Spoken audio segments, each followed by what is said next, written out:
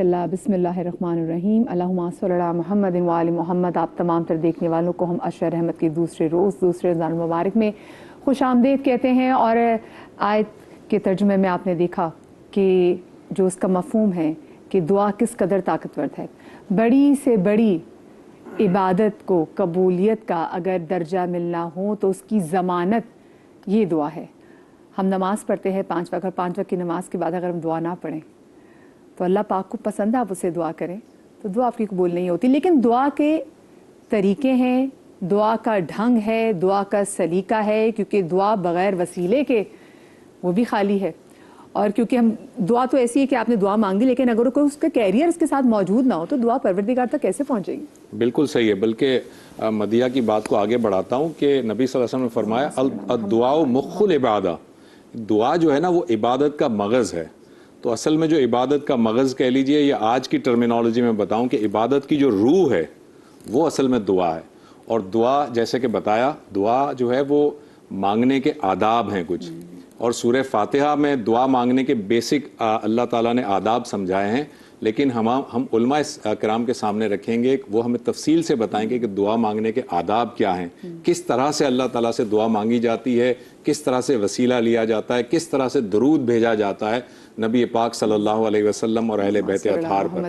تو وہ ہم آج اس پہ گفتگو کریں گے. آج ہمارا ٹاپک ہے دعا کے آداب. بالکل جی. اور ہمارے ساتھ موجود ہیں مفتی نوید عباسی صاحب، ہمارے ساتھ موجود ہیں علامہ قمیل مہدوی صاحب، ہمارے ساتھ موجود ہیں عائشہ بلال صاحبہ، اور ہماری بہت ہی پیاری نعت خوان بہن جویریہ سلیم ہمارے ساتھ موجود ہے. اور پہلا سوال ہی مفتی صاحب آپ سے یہ سوال کہ دعا کیا چیز ہے جو دعا کو اور طاقتور کر دیتی ہے، اور ایسی کیا چیز ہے جو ہماری دعا کو کمزور کر دیتی ہے؟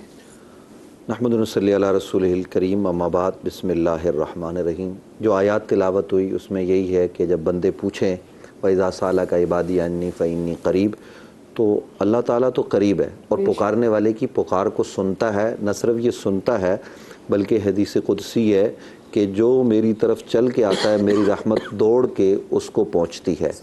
تو نبی کریم صلی اللہ علیہ وآلہ وسلم کا فرمان جیسا بتایا گیا، دعا مخ العبادہ، دعا عبادت کا مغز ہے. الدعاء هو العبادہ، دعا عبادت ہے. تو یاد رکھیے دعا عبادت ہے تو عبادت صرف اللہ کی ہوگی، غیر کی عبادت نہیں ہو سکتی. ہم اللہ کے سوا کسی سے دعا نہیں مانگ سکتے، لیکن دعا میں کسی کا وسیلہ اللہ کی بارگاہ میں پیش کیا جا سکتا ہے. وسیلہ چیزیں دیگر اور دعا چیزیں دیگر، یہ دو چیزوں کو مکس بھی نہ کیا جائے. وسیلہ پیش کرنا یہ بالکل درست ہے، اور دعا جب ہم وسیلے سے مانگتے ہیں تو اللہ تعالیٰ وسیلے سے مانگی گئی دعا کو قبول کرتا ہے. بلکہ خود قرآن ہمیں وسیلہ سکھا رہا ہے. قرآن کہتا ہے وَلَوْ أَنَّهُمْ إِذْ ظَلَمُوا أَنفُسَهُمْ جَاءُوكَ فَاسْتَغْفَرُوا اللَّهَ وَاسْتَغْفَرَ لَهُمُ الرَّسُولُ لَوَجَدُوا اللَّهَ تَوَّابًا رَحِيمًا. کہ جب تم اپنی جانوں پر ظلم کر بیٹھو اور اس کے بعد تمہیں چاہیے ہو کہ تم اللہ سے مانگنے لگو، تو پھر کیا کرو؟ میرے حبیب کے پاس آؤ. جاؤکا فاستغفر اللہ، وہاں آ کے نبی سے نہیں مانگنا، مانگنا اللہ سے استغفار کرنا ہے. واستغفر لهم الرسول، پھر رسول بھی استغفار کریں، تم اللہ کو بخشنے والا مہربان پاؤ گے. تو دعا اللہ تعالیٰ قریب ہے. کتنا قریب ہے؟ نحن اقرب الیہ من حبل الورید، وہ تو شہرگ سے بھی زیادہ قریب ہے. تو جو اتنا قریب ہے کہ ہم جو سانس سے مانگیں گے، جو ہم خود نہیں سن سکتے، وہ ان دھڑکنوں کو بھی سنتا ہے. لیکن اخلاص چاہیے، للہیت چاہیے. صرف یہاں سے اوپر نہیں مانگنا بلکہ دل کی گہرائیوں سے، عمیق گہرائیوں سے مانگنا ہے، اور اسی سے مانگنا ہے. رات کے پچھلے پیر مانگنا ہے، ہر لمحہ مانگنا ہے. نبی کریم صلی اللہ علیہ وسلم دیکھیے انبیاء معصوم ہوتے ہیں، اور یاد رکھیے معصوم وہ ہیں جن سے گناہ نہیں ہو سکتا. وہ کس بات کی معافی مانگ رہے ہیں؟ وہ کیوں پوری پوری رات دعائیں مانگ رہے ہیں؟ وہ کیوں جو ہے نا وہ نبی کریم صلی اللہ علیہ وسلم کے دعا ہاتھ کے لیے اٹھے ہوئے ہیں، اور صحابہ کرام رضوان اللہ تعالیٰ علیہ مجمعین رو رہے ہیں؟ یہ سب کیا ہے؟ یہ میری آپ کی اس پوری امت کی تعلیم کے لیے. آج ہماری بدقسمتی یہ ہے کہ ہم دعا سے دور ہو گئے. کہیں اجتماعی دعا ہوتی ہے تو لوگ اس سے بھی کنارہ کشی اختیار کرتے ہیں اور دعا میں باتیں کر رہے ہوتے ہیں.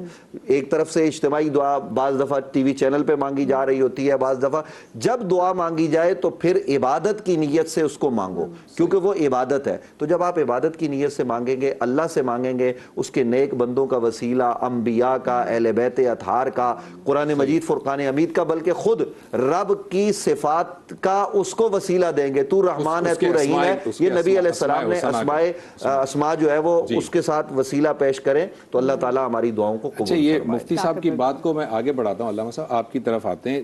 یہ سارے آداب اگر ایک شخص ملحوظ رکھتا ہے، جو بھی طریقہ کار ہے اسی کے مطابق دعا مانگتا ہے، لیکن ہم دیکھتے ہیں بسا اوقات بہت دفعہ ایسا بھی ہوتا ہے کہ دعائیں بظاہر قبول نہیں ہوتی ہیں، ہماری دعائیں مانگی جا رہی ہوتی ہیں، مسلسل مانگ رہے ہوتے ہیں، لیکن جو حاجت مجھے ہے وہ حاجت پوری نہیں ہو پا رہی ہوتی۔ اس کے پیچھے کیا حکمت کار فرمائیں، کیوں ایسا ہوتا ہے؟ بسم اللہ الرحمن الرحیم۔ اس لیے کہ وہ قدیر بھی ہے اور وہ حکیم بھی ہے، تو جو کچھ ہے وہ اس کی حکمت کے مطابق ہے۔ دیکھیں، ہم دنیا کو اگر آخرت سے جوڑ کر دیکھیں گے تو بات سمجھ میں آئے گی پھر، جی وَإِلَّا دنیا کا فقط ایک اپنا تنہا نظام دیکھیں گے نا تو نہیں سمجھ میں آئے گا۔ کچھ یہاں پر وہ ظلم ہے، صحیح، اس لیے کہ ہر ظالم کو دنیا میں اس کے ظلم کا حساب نہیں دینا پڑتا۔ ویسے بھی یہ دارالعمل ہے، دارالجزا تو ہے نہیں۔ جی تو یہاں سے کہیں اور گزر کے جانا ہے۔ جی، تو دنیا مزرعۃ الآخرہ، آخرت کی کھیتی ہے۔ بالکل ٹھیک۔ اسی خاطر ہے کہ جو ہم آخرت پر جو یقین رکھتے ہیں نا، اس کی وجہ یہی ہے کہ دنیا میں ہر ظالم کو اس کے ظلم کا پورا حساب نہیں ملتا، تو کہیں اور کوئی مقام ہونا چاہیے۔ بالکل ہونا چاہیے، عقل یہی کہتی ہے۔ فرض کیجئے کہ ایک ظالم نے، بات کہیں اور نکل جائے گی لیکن میں جملہ کہہ دوں، ایک ظالم نے لاکھ لوگوں کو مار دیا، ہمارے سامنے واقعات ہیں نا، کتنے بچے، ہزاروں بچے شہید ہو گئے۔ اگر آپ اس ظالم کو سزا بھی دے دیں گے تو ایک مرتبہ کی سزا ہے۔ 1,00,000 اگر کسی نے قتل کیے ہیں، جو کہ آج کل ہوتا ہے بومبنگز میں، تو 99,999 کا کیا ہے؟ اس کا مطلب ہے کہ کوئی اور مقام ہونا چاہیے کہ جہاں پر موت بھی اس کے عذاب کو روک نہ سکے اور وہ سلسلہ چلتا رہے۔ دوسری طرف سے یہ بھی ہے کہ کچھ صالحین ایسے ہیں کہ جن کا عمل بھی اتنا حسین و خوبصورت ہے کہ دنیا میں اس کی وسعت ہی نہیں کہ اس کی جزا مل سکے۔ اللہ اکبر۔ وہ ایک اور مقام اور بھی ہونا چاہیے، جو کہ حضور مکرم نے جیسے فرمایا خندق کے دن علی ابن ابی طالب کی ضربت ثقلین کی عبادت سے افضل کیا کہنے ہے نا، ضربت علی یوم الخندق افضل من عبادت ثقلین۔ تو ایک ضربت کے عوض کیا مولا علی علیہ السلام کو یہاں مل جائے کہ اس کا حق ادا ہو جائے، تو اس مقام کی ضرورت ہے کہ جہاں لقاء اللہ کی منزل ہو۔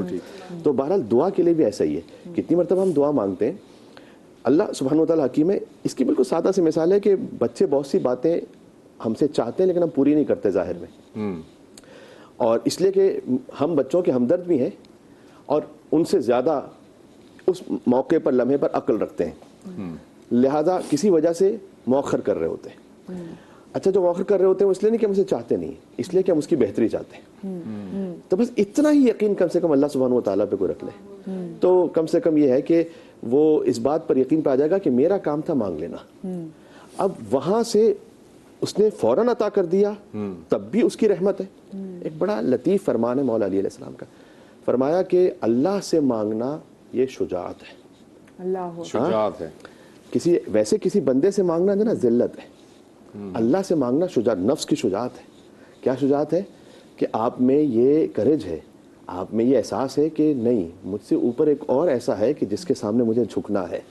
یہ یقین ہے، بندہ اگر دے دے تو احسان ہے، اللہ دے دے تو رحمت ہے، اللہ اکبر۔ بندہ نہ دے تو توہین ہے، اللہ نہ دے تو حکمت ہے۔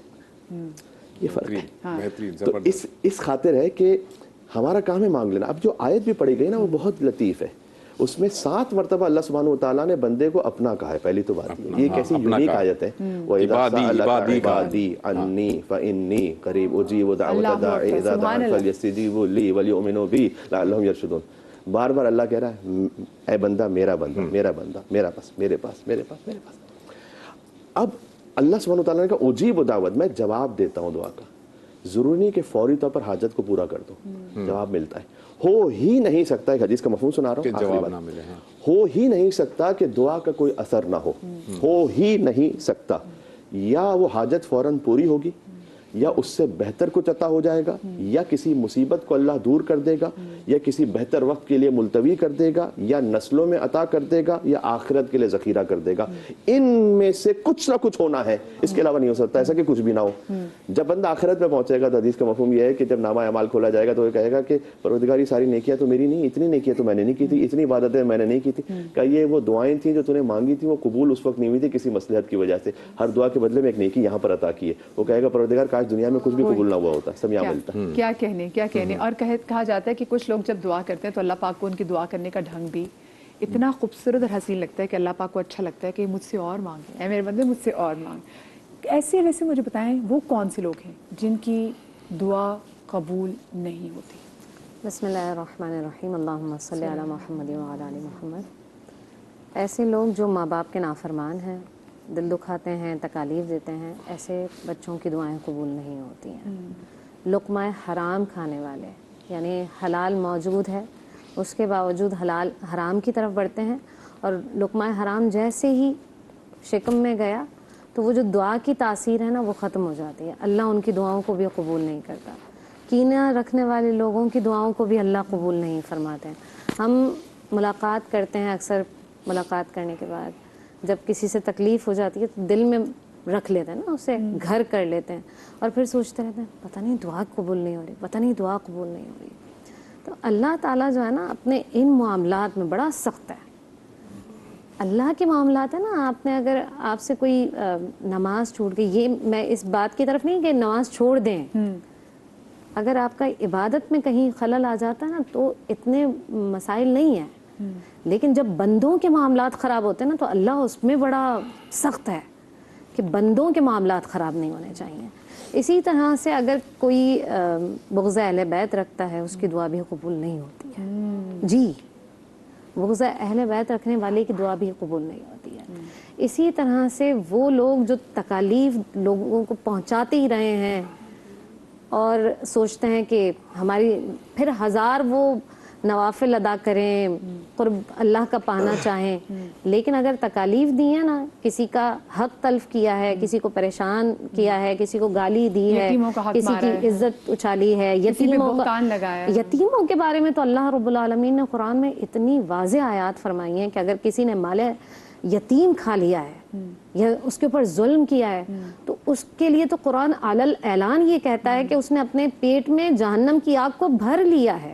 تو جس کے پیٹ کے اندر ہی جہنم کی آگ ہو تو ان کی دعائیں قبول نہیں ہو سکتی. وہ لوگ جو جادو وغیرہ میں ارے اللہ اکبر کبیرہ، یہ وہ معاملات ہیں. اگر کسی کو میاں بیوی کے درمیان تفرقہ ڈلوانے کے لیے جادو کرتا ہے یا ایسا عمل کرتا ہے کہ غیبت کر کے یا ایسی گفتگو کر کے کہ ان دونوں کے درمیان ناچاقی ہو جائے، اس سے بھی دعائیں قبول نہیں. میں آپ کو تھوڑا سا روکوں گا، ایک چھوٹے سے بریک کا وقت ہوا جاتا ہے. ناظرین ایک چھوٹا سا بریک لیں گے اور بریک کے بعد واپس آئیں گے. ہم دعا کے آداب پر گفتگو کر رہے ہیں بریک کے بعد.